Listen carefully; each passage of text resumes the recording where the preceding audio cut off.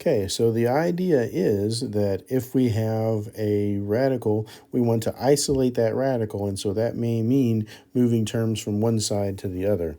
And so if I've got the square root of x plus 4 plus 2 equal to x, I can't square everything just yet. I've got to move that 2 over to the other side. So that's going to give me an x plus 4 is equal to x minus 2 over on the right-hand side.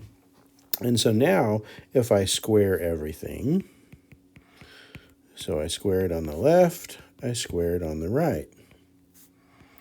And so over on the left, it's not that big a deal. The square gets rid of the square root. And so on the left, I just have x plus 4. But over on the right, since I have a polynomial over there, I have to remember that in this case, I'm FOILing everything out.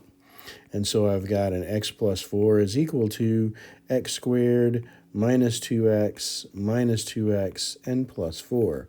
So that I've got over on the left x plus 4, over on the right x squared minus 4x plus 4. So now I move all my terms over to one side. So I've got my x squared minus 4x plus 4. Then I move subtract x on both sides, and I subtract 4 on both sides.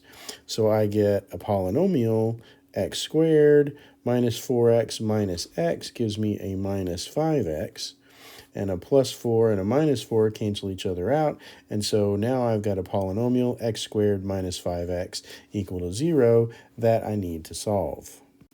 So now in just factoring that equation, I can take an x out of both sides, so I'm left with x times x minus 5.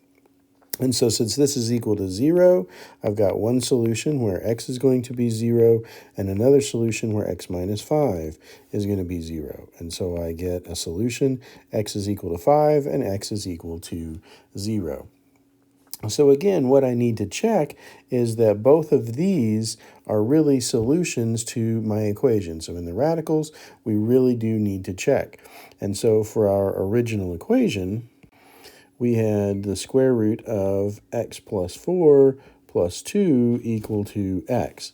So if we check these in the original equation to make sure that they work, well, I check 0. So for this one, let's check x equal to 0. So if we do that, square root of 0 plus 4 plus 2 is equal to 0. Well, I get the square root of 4 plus 2 is equal to 0. So 2 plus 2 is equal to 0. False. And so that tells us that our x equal to 0 is not going to be a solution. Well, let's check our x is equal to 5. So if we do that, what do we have? 5 plus 4 plus 2 is equal to 5. So I get the square root of 9 plus 2 is 5. And so 3 plus 2 is equal to 5. True. And since that one works, I know that the true solution that I only have one solution, and that is x equal to 5.